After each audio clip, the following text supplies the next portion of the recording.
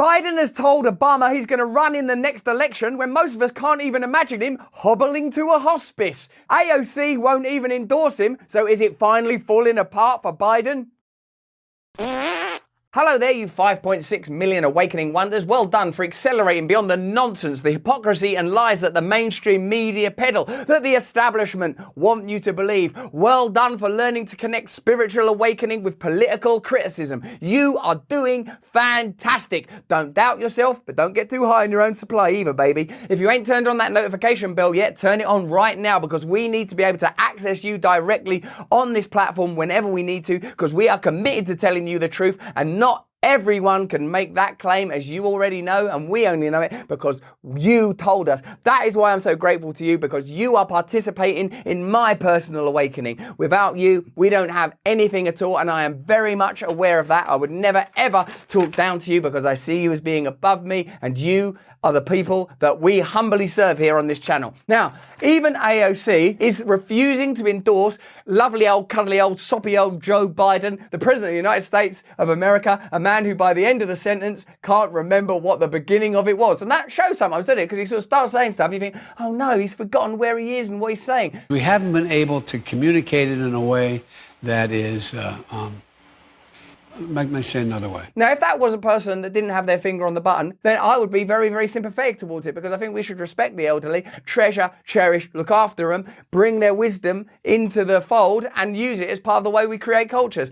But when that person's like essentially a stooge for big business, a stooge for the establishment, rambling on, yeah, I feel less sympathy. So let's have a look at this story. Left-wing Congresswoman Alexandria Ocasio-Cortez on Sunday refused to endorse Joe Biden for another run at the White House, adding to growing anxiety in Democratic circles over the president's ability to run in and win the 2024 election. Surely you can't fall for that thing again, can you? Like, you can be all optimistic before you've seen someone be a president, but once you've seen them being a president, you can't go, I think this guy's going to improve with age. Bloody hell, how much age does he need? Before we go, I just want to ask about President Biden. He is saying he's going to run again in 2024. Will you support him? No. Will you support him? Nodding means yes. I mean, first of all, I'm focused on winning this majority right now and preserving a majority this year in 2022. So we'll cross that bridge when we get to it. But I think if the president has a vision, then that's something certainly we're all willing to entertain and examine when the time comes. That's not a yes. Oh, well done. This is the kind of news reporting we need on mainstream media. Someone on CNN that can spot when someone has not said yes. Well done. You're finally doing now. If you can just review some of your stance on the pandemic, then we're going to really get somewhere on this channel. Yeah, I think we should endorse when we get to it. But I believe that the president has been doing a very good job so far. And it's not been that good, has it? I mean, like the Afghanistan catastrophe, the price hikes blaming Putin, the inability or refusal to lower drug prices, which is a pledge that they ran on, the doing business with Saudi Arabia after they said that they would. I mean, what about that is good?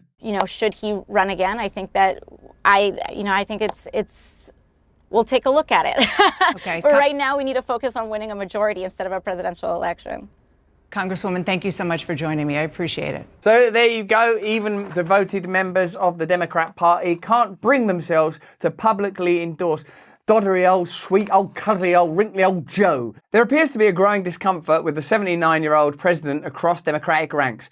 The New York Times reported on Saturday that dozens of frustrated Democratic officials, members of Congress, and voters were doubtful Biden possessed the ability to turn around the party's fortunes. Yeah, I mean, how can he really? Clearly, what he is a mouthpiece for more powerful interests. And New York Magazine's Intelligencer explored the issue of Biden's longevity last month. Yeah, I mean, like literally. Noting that many of the Democratic Party's biggest donors, even as they pledged to back Biden's re-election in earnest, have quietly started to poke around for alternatives in 2024. Who cares what the donors think? Surely you're not suggesting that the donors determine who the president of the United States is? No, you've got it all wrong. What it is we go to an election and then we do a little cross in a box and then that person's the new king and everything's fine. No, the donors, forget what they say. It's irrelevant. Biden is mired by the lowest approval ratings of his presidency and seemingly unable to solve a raft of problems facing the country, from inflation to abortion rights and gun reform. Despite Democrats having control of the White House and both chambers of Congress, he has also been unable to advance signature policy objectives such as the Build Back Better Act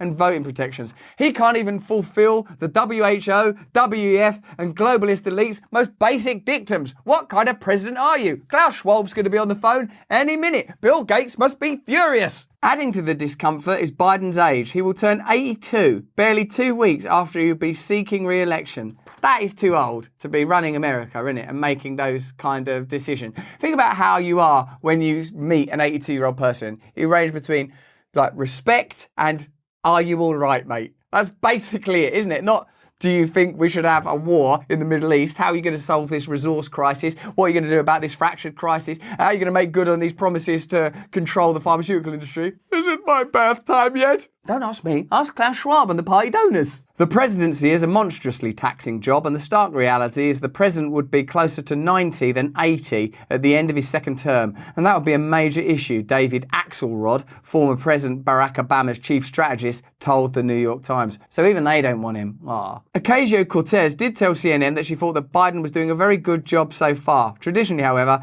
sitting first-term presidents have always enjoyed the unswerving loyalty and backing from their party, something Biden clearly does not have. In your first term, one of our proudest traditions is that you pretend that the president is doing a good job. You ignore the fact they're not fulfilling campaign pledges. You don't draw attention to the fact that they fart at the end of sentences. You're polite and nice to them. So this is an unprecedented disavowal of a sitting president. Even the people with a vested interest in pretending to support this guy, the party donors, Barack Obama, AOC, can't bring themselves to continue the pretense that this is efficient or even anything other than ineptitude. The questioning is expected to intensify if, as polls suggest, Democrats take a hammering in November's midterms and lose control of one or both chambers of Congress. Biden should announce his intent not to seek re-election right after the midterms, Steve Simeonidis, a Miami-based member of the Democratic National Committee, told The Times. To say our country was on the right track would flagrantly depart from reality. Many of the Democrats interviewed by the newspaper, including elected officials, indicated the situation was not helped by a lack of clarity over a natural successor. That's a polite way of saying there's no one else you can trust either. Clinton? Is there another Clinton? Can we get Bill Clinton back? Oh yeah. Hillary Clinton? Oh yeah. Chelsea Clinton? Yeah, all right. Or that cat that they had? Mittens, I think it was called. Yeah, Mittens. Mittens the cat. Or maybe one of the Obamas? Yeah. We could have a cat, an Obama, or a Chelsea Clinton. Phew, for a minute I was worried that democracy was a sham. At a Detroit rally during his 2020 campaign, Biden said he viewed himself as a bridge to a younger generation. Pretty shaky bridge. I want to walk across him to get somewhere I wanted to go. Oh, my back. Hunter, take those stilettos off. To a younger generation of Democratic leaders, an indication that his objective was to run to get Donald Trump out of office, then prepare to hand over the baton. Now, where did I put that baton? Hunter! That's why we can't accept their crazy schemes and machinations and their template of reality, their broken paradigm. What we'll do is, I'll run to replace Trump. I've got a baton, right? Then I'll give the baton to a younger generation, as long as I remember to and I don't get giddy on ambition in the meantime. Do you know what you should be hearing? We've got to serve the American people. We've got to solve the crises facing ordinary Americans every day. We've got to revise and review what America's role on a global stage is. Do American people and the world at large want these foreign policy interventionist attitudes to continue? What are we going to do about a potential energy crisis? How are we going to solve the fragmentation and fractures that divide our nation? These are the kind of questions that are not being analysed because they're too busy putting on some bizarre show that always ends in a Biden or a Clinton or Obama, some guy that ain't going to do nothing anyway. They're so invested in the spectacle that they've forgotten, I think, what reality actually is. But Vice President Kamala Harris, once seen as Biden's heir apparent, has struggled to make a mark. Yeah, no, she kept putting on those weird shows with children and stuff that made people not like her. Never let anybody tell you who you are. You tell them who you are. She's not good on the television. If you create conditions where it's necessary for people to be good on television or good on screen to become political leaders, then you're going to get political leaders that are good on television and good on screen. That's what's going to necessarily happen. If you focus on this is what ordinary people want, this is what ordinary people require, these are the complexities that we face, then you'll get there. There's so many institutional and bureaucratic changes that need to take place. There's so much democracy missing. There's so little purchase for ordinary Americans. There's so little hope that you can do anything to actually change your life. There's such a sense that progress is leading us towards destruction, towards apocalypse, that people are distracted and bereft of hope. The solution is not, can we come up with a photo op or something that will be good online with a bunch of kids or someone that fits a certain demographic appeasement. Those shouldn't be the considerations. Me personally, I think democracy should be inclusive. It should be diverse. It should be, in another word, representative. It should represent you in your country, me in my country, and I sometimes think their country is too big a scale for these things to take place on. It should be decentralized, it should be localized, it should be collectivized. These are the kind of ideas I'm interested in exploring, not how we can prop up all these doddering, creaky old institutions, which in some ways are perfectly represented by Joe Biden, an old man who's out of touch, clinging onto power that he doesn't know how to use. Biden has indicated he intends to run again. I'd like to see you run, darling. Telling his old boss Obama in April that he was preparing for 2024. Seen the gun show? I'm not that kind of gun show. I'm against those. I'm getting ready to run. I just want to get pumped. Not like that. Hunter, no. Telling his old boss Obama in April that he was preparing for 2024 with Harris on the ticket. Guys, the dream team, we're back again. Sources said he sees himself as the only candidate capable of keeping Trump out of the White House if the former president launches another campaign. You can't just declare that you're the anti-Trump and hope to stay in power forever. Jasmine Crockett, a Democratic Texas state representative, told the New York Times that many of her party's problems at a national level, and by extension Biden's problems too, come down to one thing: failing to stimulate voters by using their power. Yeah, that's it. Inefficiency, in other words. Ineffectiveness. A lack of vision. A lack of ability to put into place promises that were made. That's the problem. Democrats are like, what the hell's going on, Crockett said. Our country is completely falling apart, and so I think we're lacking in the excitement. I can bring back the excitement, baby. I'm gonna wear a string vest. I'm gonna put on a real dance. Get ready for the show. Hunter, have you got any pictures for a new costume? Oh, no, not that, Hunter. Not that. In a way, Joe Biden is the perfect president for America. He shows you exactly what the institutional crises you face are. Old, decrepit, corrupt systems that are incapable of delivering on the promises that are made.